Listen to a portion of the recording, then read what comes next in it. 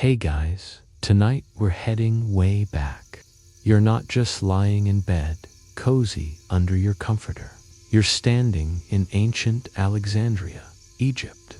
Around the year 60 AD, the air is thick with the scent of spices and the murmur of 1,000 voices, a hubbub that's both exciting and a little bit overwhelming. You can almost feel the dry heat of the North African sun on your skin, see the bright colors of merchant stalls, and hear the distant clang of a blacksmith's hammer. This is a world without electricity, without the internet, without even a decent cup of coffee on demand. You're about to discover the very first vending machine. Honestly, you probably won't survive the hygiene standards of the day. So, before you get comfortable, take a moment to like the video and subscribe button. Only if you genuinely enjoy what I do here. And while you're at it, let me know in the comments where you're listening from and what time it is for you. Now, dim the lights, maybe turn on a fan for that soft background hum, and let's ease into tonight's journey together. You're standing near a temple, one of the many magnificent structures that make Alexandria the intellectual heart of the ancient world. You're here for a simple reason: to get some holy water. The priests are busy, the queue is long, and you, being a bit of a pragmatist, just want to get your blessing and go home. That's when you see it. Near a basin, something a little different is waiting. It's not just a big urn with a priest ladling out water. It's a contraption made of bronze, with pipes and a lever. It looks a bit like an oversized teapot, been built by a mad scientist, and in a way, it was. Its inventor was a man named Hero, a brilliant engineer and mathematician from Alexandria. He's the one who gave the world the Olapile, which was essentially the first steam engine, a toy, really, but a sign of his genius. He also came up with a self-opening temple door, which must have been a hit with the tourists, a bit like the automatic sliding doors we take for granted today. But for our story, his greatest hit is this device. It's a coin-operated holy water dispenser. You approach the contraption, a bit skeptical.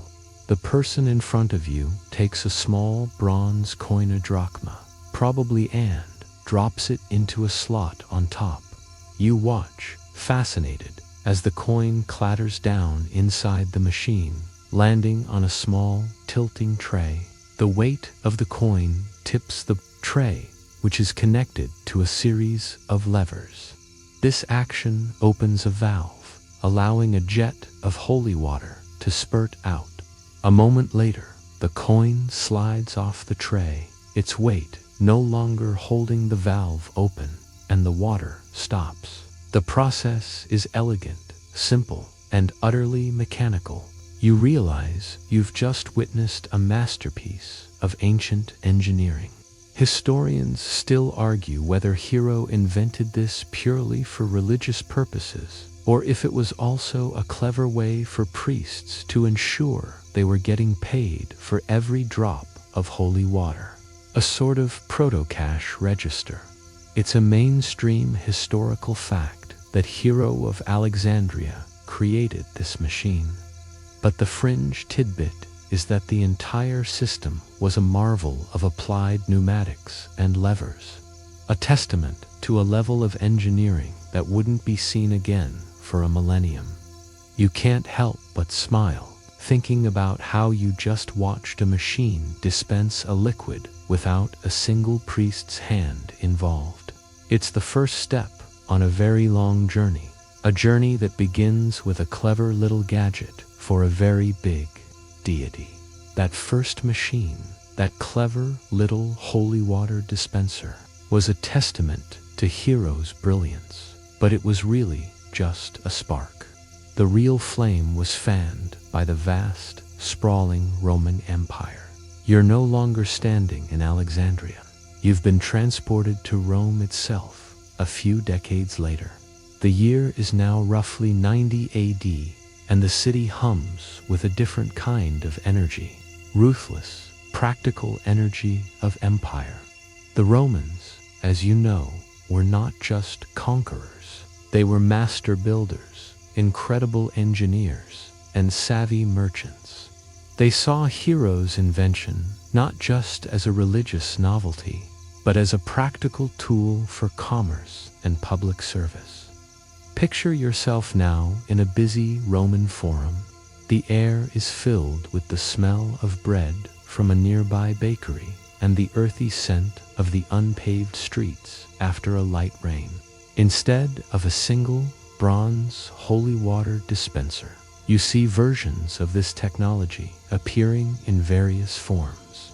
The Romans were excellent at taking a good idea and making it bigger, better, and more widespread.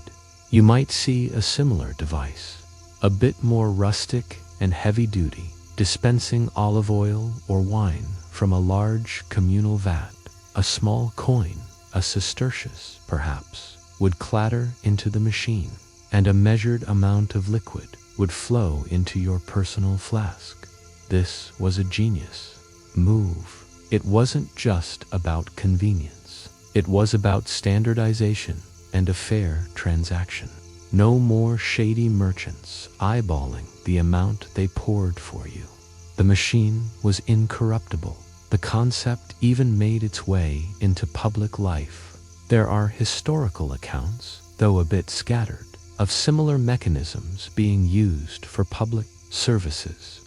Imagine a system where you could drop a coin into a device near a public bathhouse to release a small bar of soap or a towel. It's a far cry from the sacred water of Alexandria, but the core principle is the same.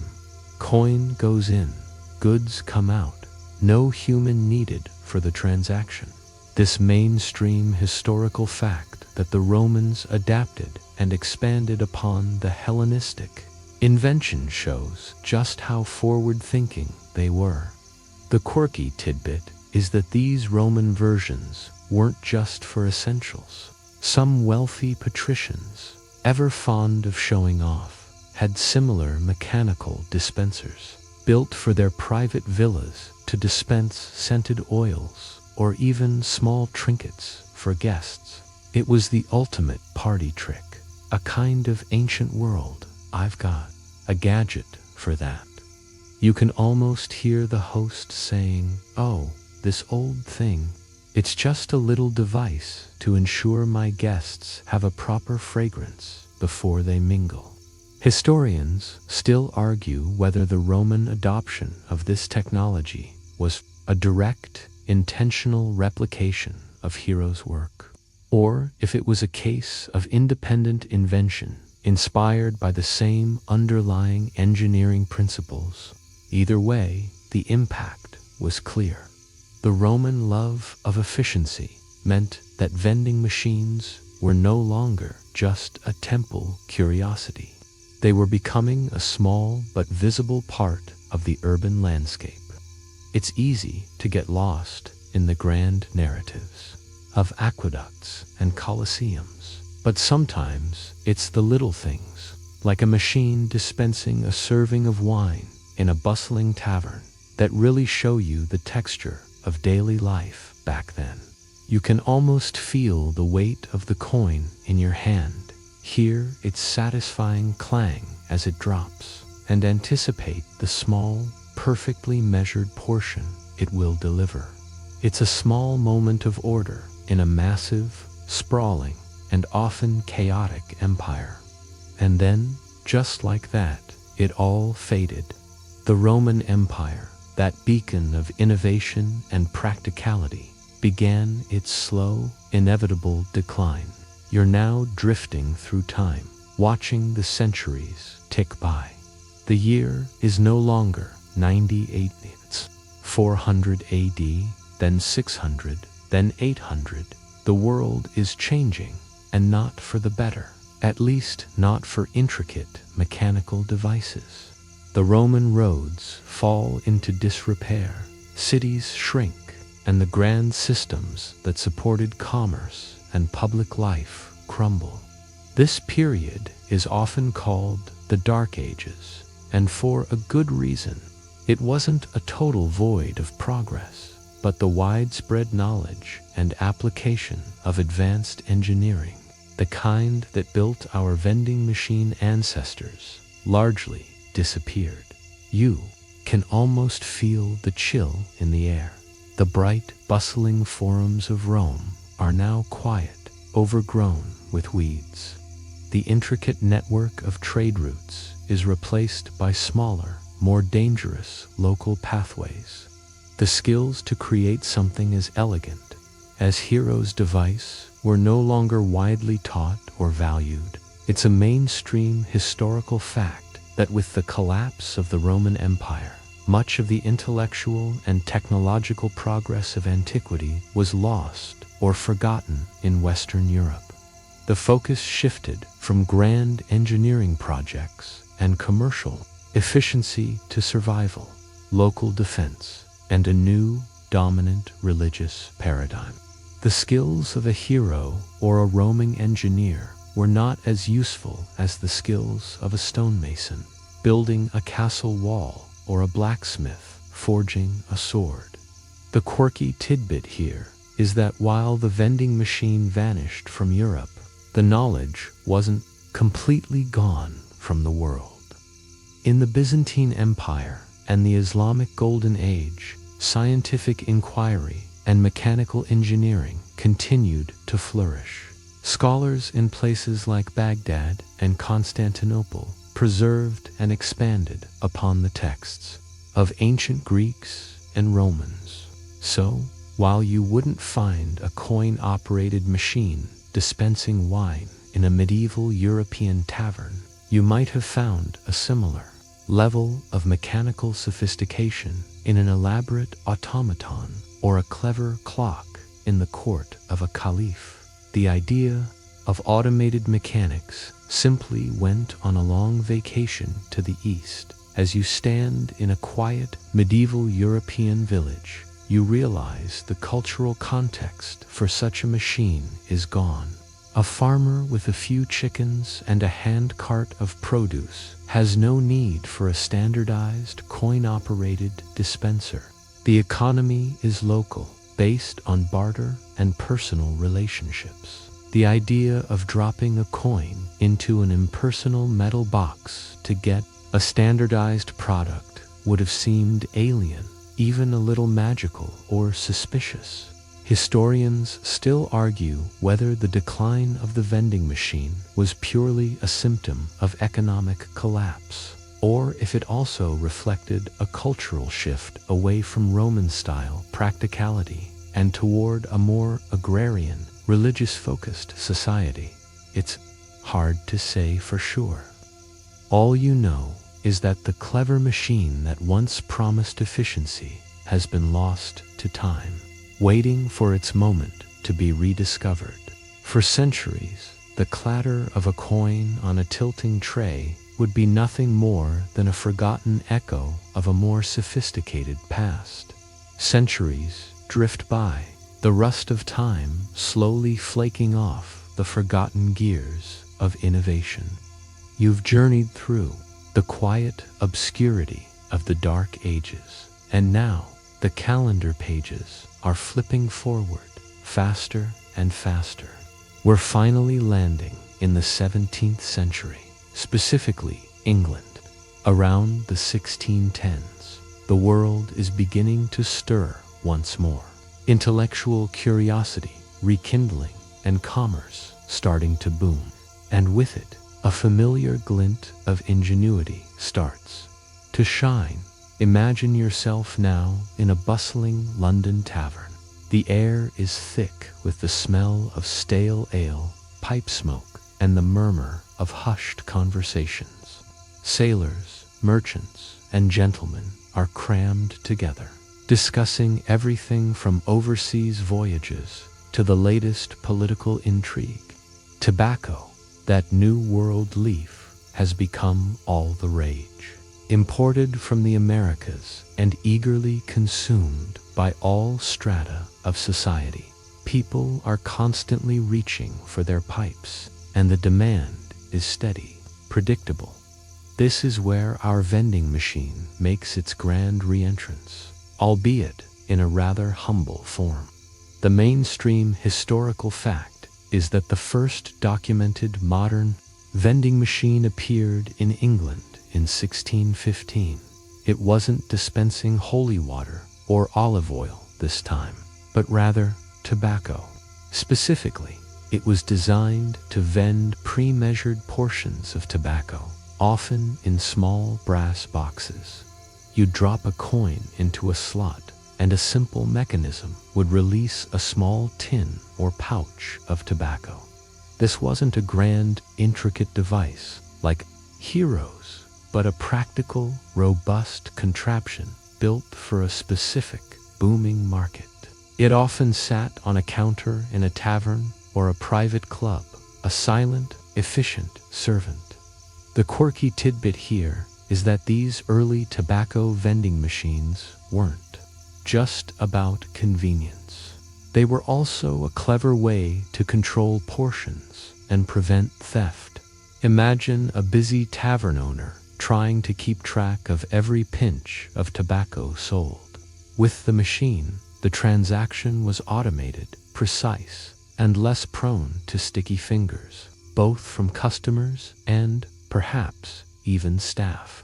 It also ensured a consistent price for a consistent amount, something that was a bit revolutionary in an era where haggling was still very much a part of daily commerce. Historians still argue whether this English invention was a completely independent reinvention, or if some forgotten medieval manuscript, perhaps from the Arabic world, had subtly influenced its design.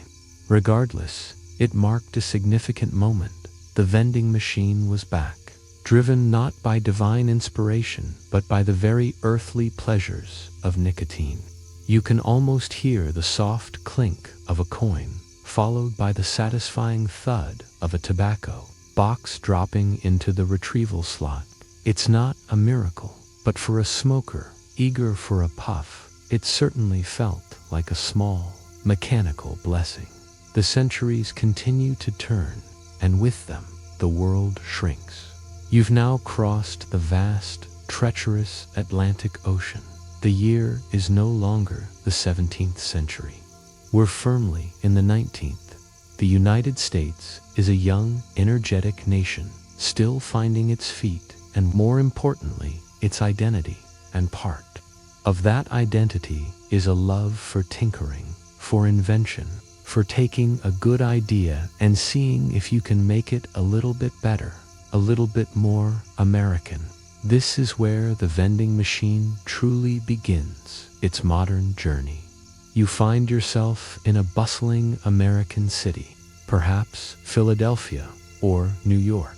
In the 1880s, the air is filled with the clatter of horse-drawn carriages and the insistent ringing of a streetcar bell. The post-Civil War era is one of rapid industrialization and innovation. People are on the move, and they need things, small things, on the go. The mainstream historical fact is that the first commercial vending machines in the US were developed around this time. These weren't for holy water or even tobacco. They were for a far more mundane, yet essential, product. And you see a small Castian box attached to a lamppost. It's got a slot for a coin, probably a penny, and a small glass window showing a stack of colorful postcards.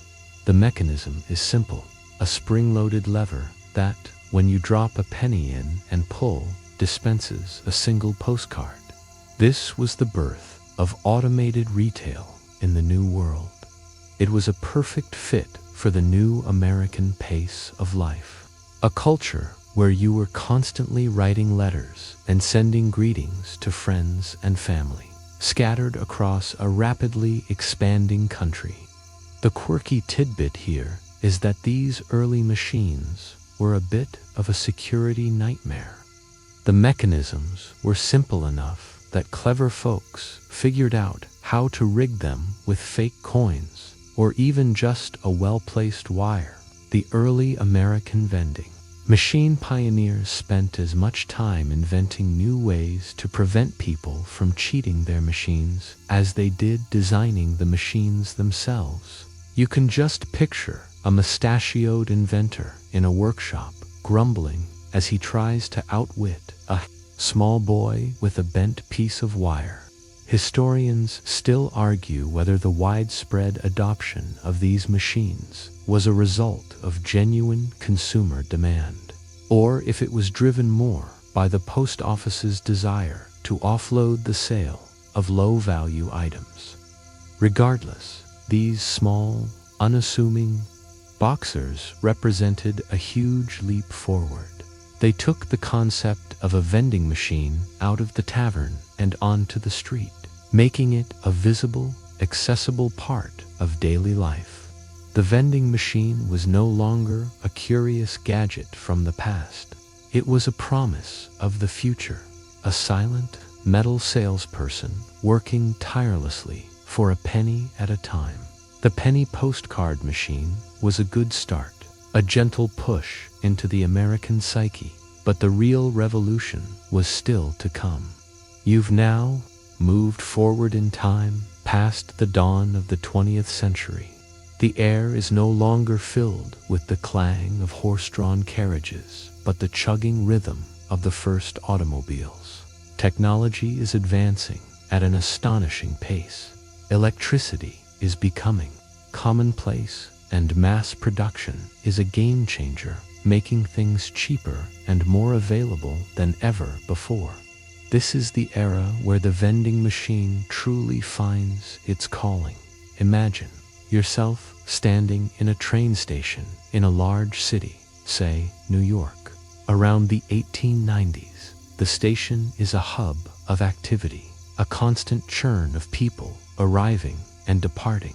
They're hurried, they're often a little bit late, and they need things quick. This is the perfect environment for our next stage of evolution. The mainstream historical fact is that the first successful commercial vending machines for stamps and candy appeared in the late 19th and early 20th centuries. The penny postcard machine was one thing, but stamps and sweets were a different beast entirely. The stamp machines were a godsend for travelers. No longer did you have to wait in a long line at a post office counter just for a few stamps. You could simply walk up to a machine, drop in a nickel, and get a sheet of stamps. It was a beautiful piece of design, a small act of rebellion against the tyranny of the long queue. But it was the candy machines that really captured the public's imagination. These early candy dispensers were often a bit like a glorified gumball machine, with a glass window displaying the tempting treats within. Drop in a penny, turn a crank, and a small slab of chocolate or a hard candy would drop into the retrieval slot. The quirky tidbit here is that these early candy machines often struggled with a very specific problem: melting. Imagine a chocolate bar machine in the summer heat of New York City, before air conditioning was a thing. The result was often a gooey, unappetizing mess. Inventors had to figure out how to build machines that could handle the heat, or else limit them to only selling hard, non-melting candies. It's a small detail, but a testament to the real-world problems that had to be solved for the vending machine to become a success. Historians still argue whether the invention of these machines was a direct result of mass production making these goods cheap and plentiful, or if the machines themselves helped to create the demand for individually packaged, standardized products. It's a classic chicken and egg situation. All you know is that as you stand there, Watching a child delightedly pull a candy bar from a machine, you realize the vending machine has graduated from a niche curiosity to an essential part of the urban landscape. It's no longer just a clever gadget. It's a silent, ever-present icon of modernity, promising instant gratification with the drop of a coin. The stage is set. We've got the candy machines, the stamp dispensers, and a general public now accustomed to the idea of a silent, coin-operated transaction. But two specific products, one a quirky treat, the other a bubbling sensation, would supercharge the vending machine's evolution. You're now smack dab in the middle of a very specific moment in American history, where two distinct innovations merge to create a new kind of machine. Imagine yourself in the late 1880s. You're watching people chew. Specifically, you're watching them chew the gum of Thomas Adams, a photographer turned inventor who, after failing to turn chicle into a rubber substitute, decided to sell it as a flavored chewing gum. Adams's gum was a hit. It was cheap, easy to manufacture, and had a remarkably long shelf life. The mainstream historical fact is that Adams Chewing Gum and other early chewing gum companies were some of the first to truly embrace vending machines as a primary sales channel. These were not just machines to dispense a single piece. They were often ornate, with glass globes filled with colorful gumballs beckoning to passersby. The vending machine became a silent partner in the chewing gum revolution, a perfect way to sell a small, cheap item to a mass market. At the same time, another revolution was bubbling up, literally. The soda fountain had been a staple of American pharmacies and general stores for a while, but the idea of bottled, carbonated drinks was still relatively new. And so, the first soda vending machines appeared. These weren't the sleek, refrigerated giants we know today. They were often big, clunky ice boxes with a slot for a coin. You'd drop a nickel in, and a bottle of whatever soda was on offer, perhaps a Coca-Cola or a Pepsi, would slide down a chute for you to retrieve. The quirky tidbit here is that these early soda machines had a massive problem with temperature control. The ice melted, the bottles got warm, and the soda went flat. This led to a brief but intense period of innovation focused on refrigeration. Early inventors had to figure out how to keep a large, coin-operated box cold without constant manual restocking of ice. Historians still argue whether the invention of the soda vending machine was driven more by the need to sell soda outside of a traditional soda fountain, or if the rise of mass-produced bottled beverages simply created a new kind of product perfect for vending.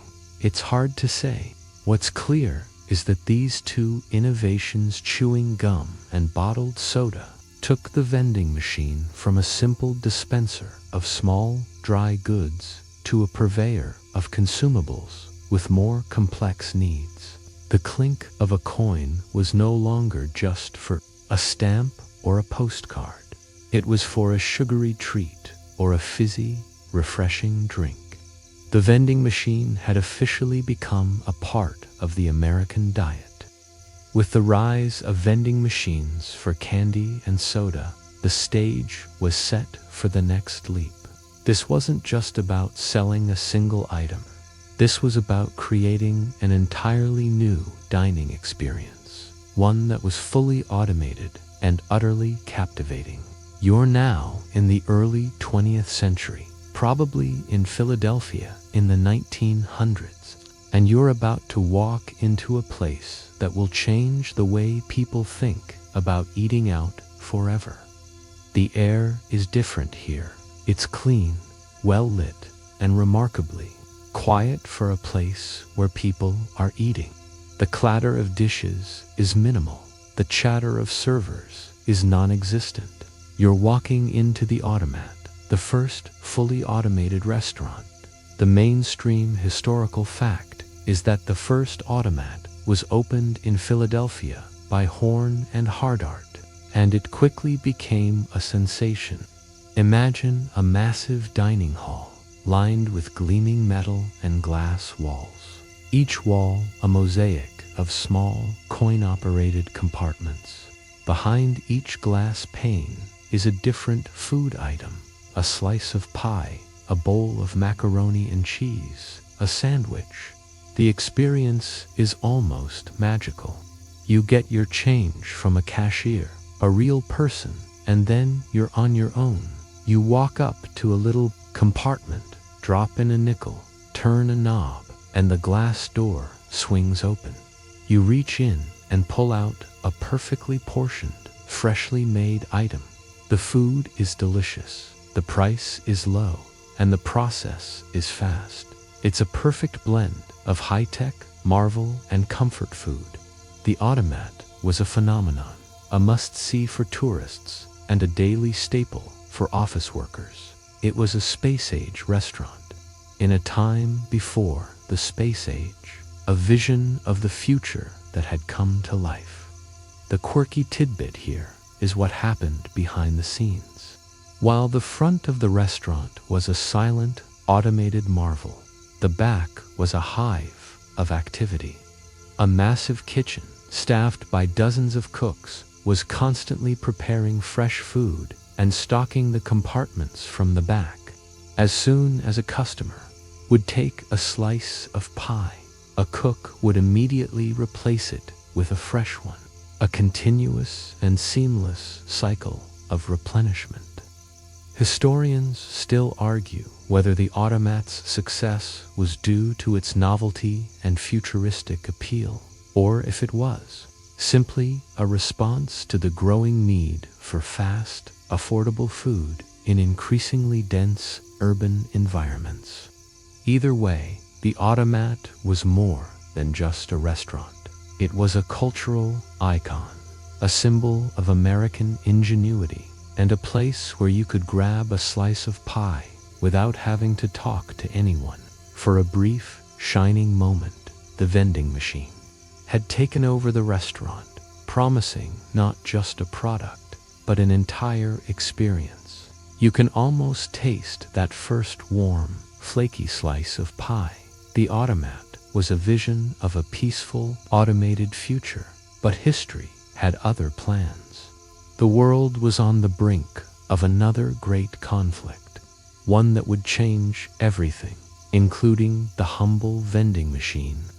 We're now moving forward into the 1940s, a time of rationing, patriotism, and immense global upheaval. The clatter of coins in the automat would soon be replaced by the roar of airplane engines and the urgent needs of a nation at war. Imagine yourself in a factory, a bustling place now converted to the war effort. The air is filled with the smell of metal and machinery. Workers are toiling around the clock, their efforts focused on building planes, tanks, and ships. These are long shifts, and breaks are short. This is where the vending machine finds its new, vital role. The mainstream historical fact is that vending machines played a critical part in supporting both the war effort at home and the troops.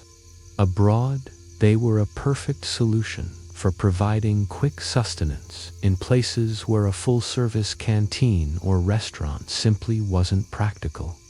In factories, vending machines were installed to dispense coffee, cigarettes, and simple snacks. To weary workers, they were a small but important morale booster, a silent companion to the relentless pace of wartime production. For the troops, a slightly different kind of vending machine was developed. These weren't always coin-operated. Sometimes they were simply automated dispensers, for essential items. A quirky tidbit is that vending machines were even used on some naval vessels and in remote outposts to dispense things like soap, razor blades, and even small packets of food, helping to ensure a consistent supply of these items without the need for a full-time storekeeper. They were an exercise in efficiency and a way to save valuable manpower. Historians still argue whether the development of these wartime vending machines was a natural progression of technology, or if it was a direct result of the unique circumstances of the war, where every second and every person counted. It's a fascinating debate, but the impact is undeniable. The vending machine had proven its mettle under pressure. It was no longer just a novelty or a convenience. It was a logistical tool, a silent partner in the massive, complex machine of war. You can almost see the weary face of a factory worker in the dead of night reaching for a cup of coffee from a vending machine. A small moment of respite in a world gone mad.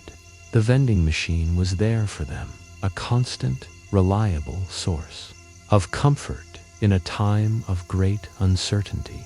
The war ends, and the world breathes a collective sigh of relief. This is the era of the baby boom, of suburban sprawl, of a new kind of optimism and prosperity. You're now in the 1950s, a time of sleek, chrome-plated cars and the promise of a bright, modern future.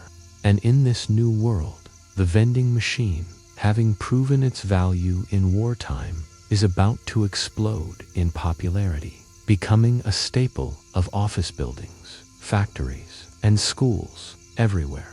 Imagine yourself in a suburban office park. The desks are orderly, the lighting is fluorescent, and the work is a steady, predictable rhythm. But the real heartbeat of the place isn't in the cubicles, it's in the break room.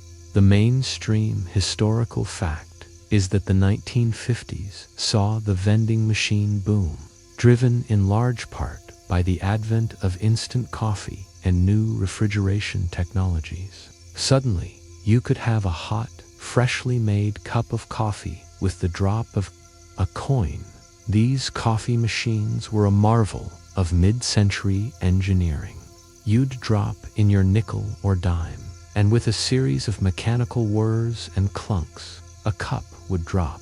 A dose of powdered coffee would be dispensed, and then a stream of hot water would fill the cup. It was a small miracle of convenience. No more waiting for a coffee pot to brew. No more arguing about who would make the next pot. The vending machine was a silent, efficient, and never complaining barista. The post-war era also saw the widespread adoption of refrigerated soda and snack machines, a direct evolution from the earlier ice-based models. These sleek new machines, often adorned with colorful advertising, were a visible symbol of modern life. The quirky tidbit here is that many early snack machines in the 1950s had a very specific aesthetic that mirrored the era's design sensibilities. Think rounded corners, two-tone paint jobs, and a general feeling of optimism and futurism. They were designed not just to dispense products, but to be a part of the visual culture of the time. Historians still argue whether the post-war vending machine boom was a direct result of technological advancements in refrigeration and instant food, or if it was driven more by the changing nature of the workforce and the need for quick, accessible food and drink in the burgeoning office and factory environments. It's a fascinating question.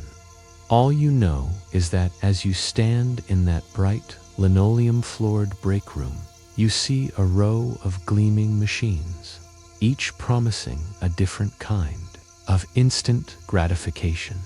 the vending machine has officially come of age. While the post-war boom was making the vending machine a staple in America, a different kind of vending culture was quietly brewing across the Pacific. You're no longer in a suburban American office park. You've been whisked away to a bustling, hyperdense Japanese city in the 1960s and 70s. The air here is electric, with a different kind of energy, a blend of ancient tradition and relentless technological progress. And in this unique environment, the vending machine would not just become popular, it would become an art form. Imagine yourself walking down a narrow Tokyo street. The city is a marvel of efficiency, with every square inch of space used to its maximum potential.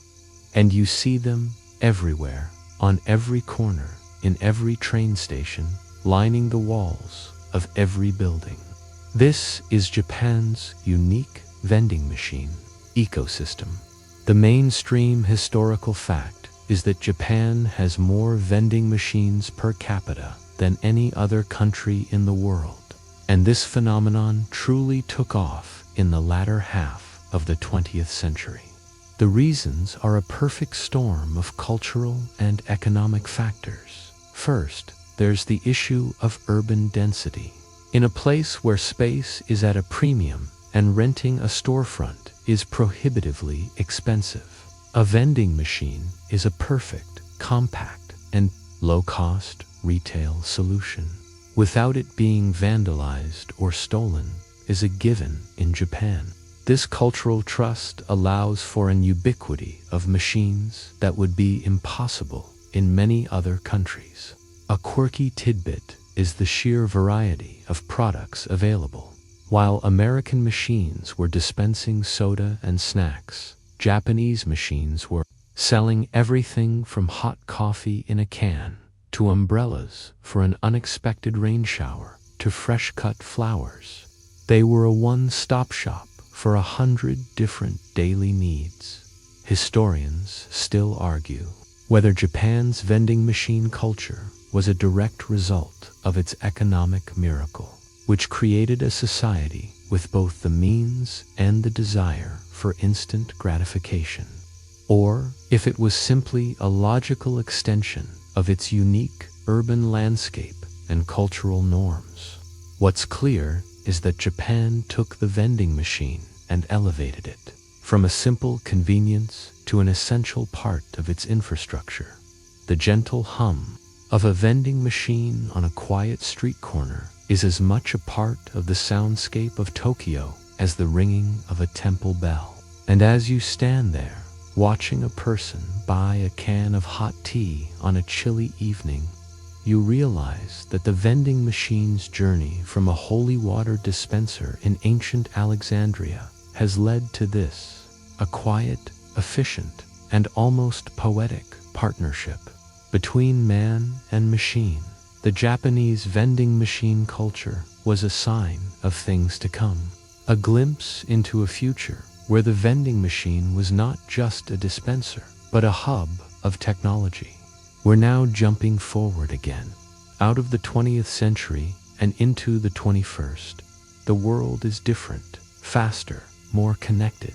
The internet is everywhere, and the old ways of doing things are rapidly being replaced by new digital solutions. The vending machine, that humble mechanical marvel, is about to undergo its most radical transformation yet. Imagine yourself in a modern office building, perhaps a tech company campus. The air is still, a constant, climate-controlled temperature. The break room is no longer just a room with a few machines. It's a sleek, integrated space. The old mechanical clunks and whirs are gone, replaced by the soft glow of a digital screen. The mainstream historical fact is that the digital age has brought about the smart vending machine, a device that is as much a computer as it is a dispenser. These machines are a world away from the old coin-operated models. You no longer need to fumble for exact change. You can pay with a credit card, a mobile phone, or even a biometric scan.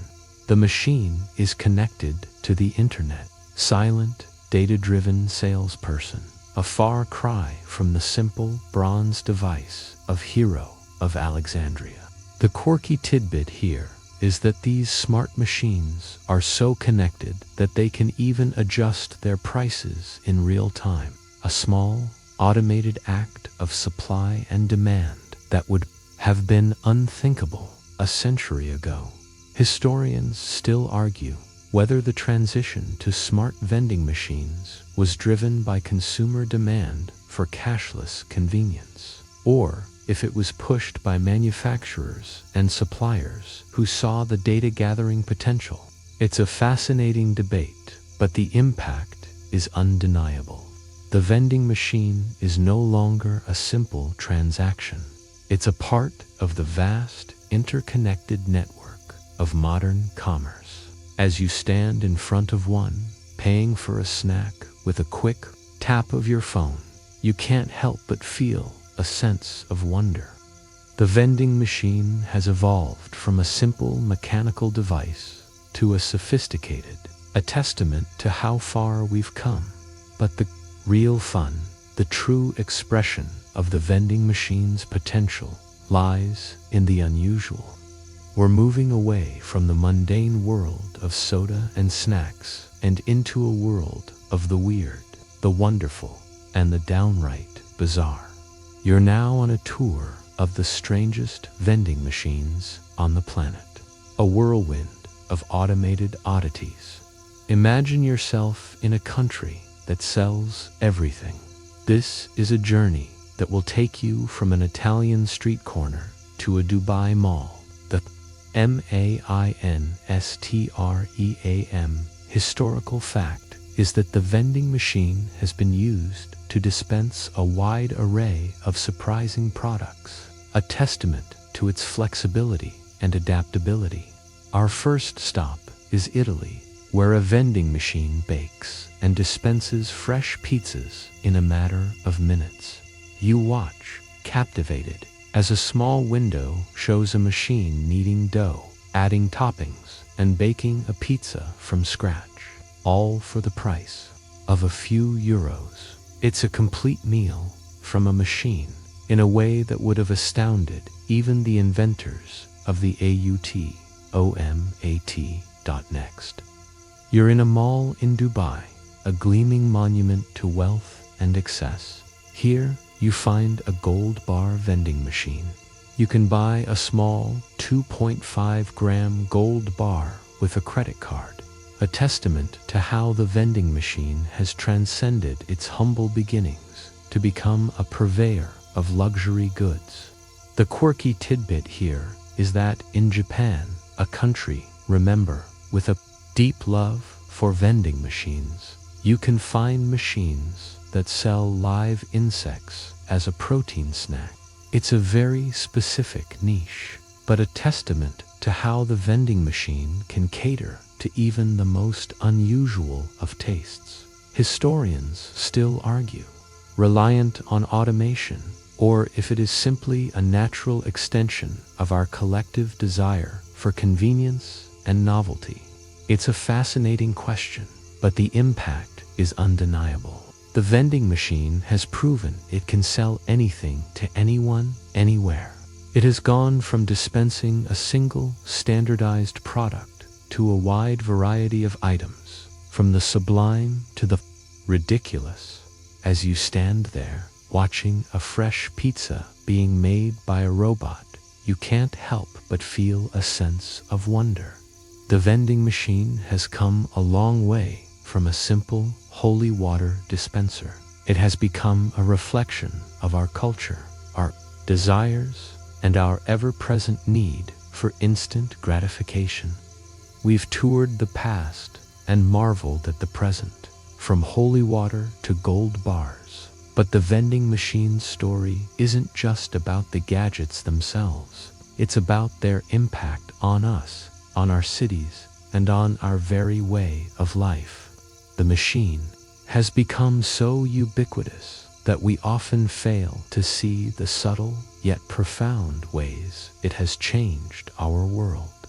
You're now taking a step back, looking at the bigger picture, at the socio-economic and urban landscape-altering effects of the silent salesperson. Imagine yourself walking through a modern city, any city.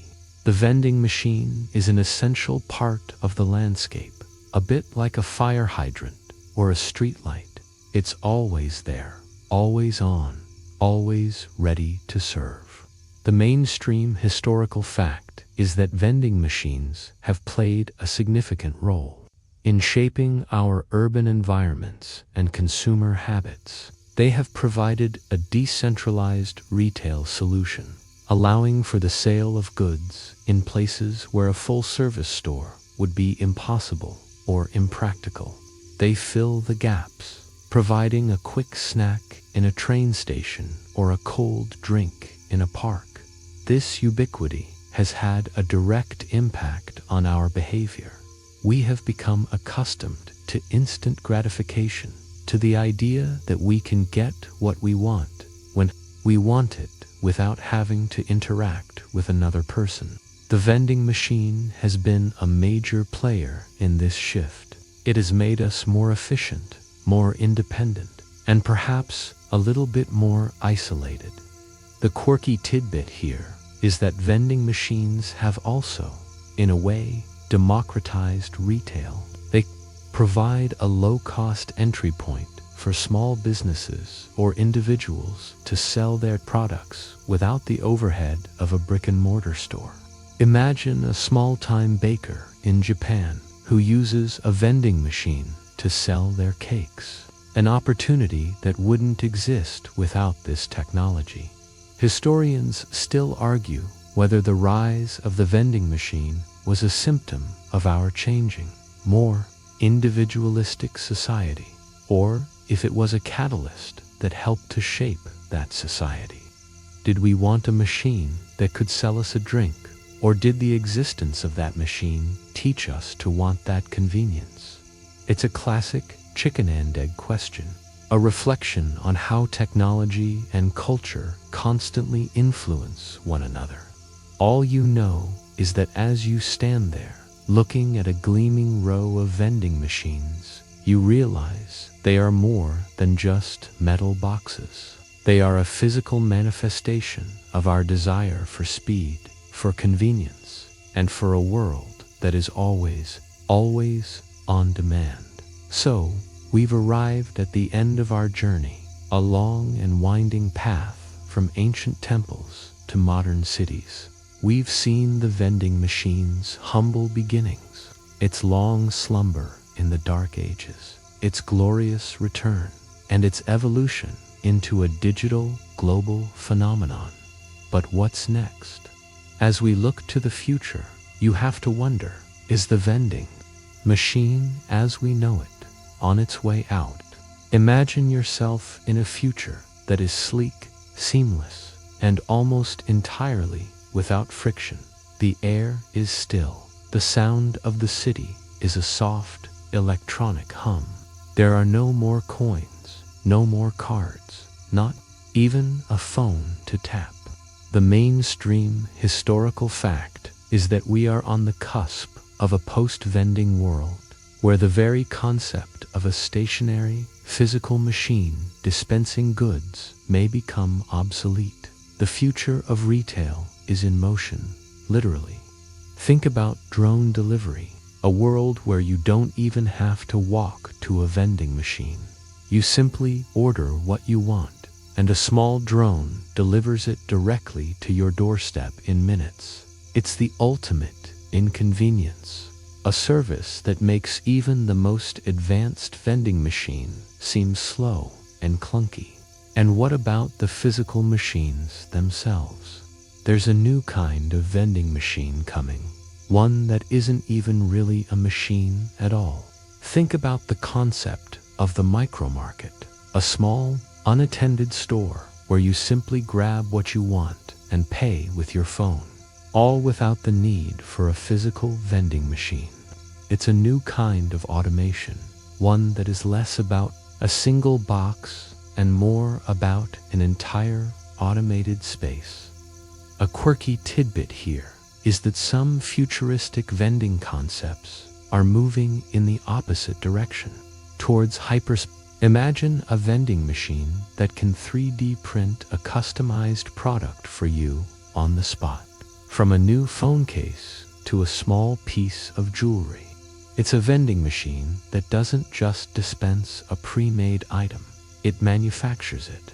Historians still argue whether this move away from traditional vending machines is a sign of a society that has become too lazy for even a simple transaction, or if it is simply the logical endpoint of our collective desire for efficiency and convenience. Now, as you listen to the last words of this story, let the images fade.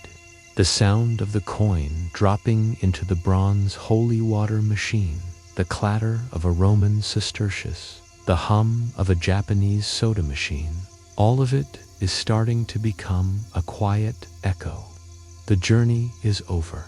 The machines are going silent. Their gentle hum fading into the past. Just the quiet.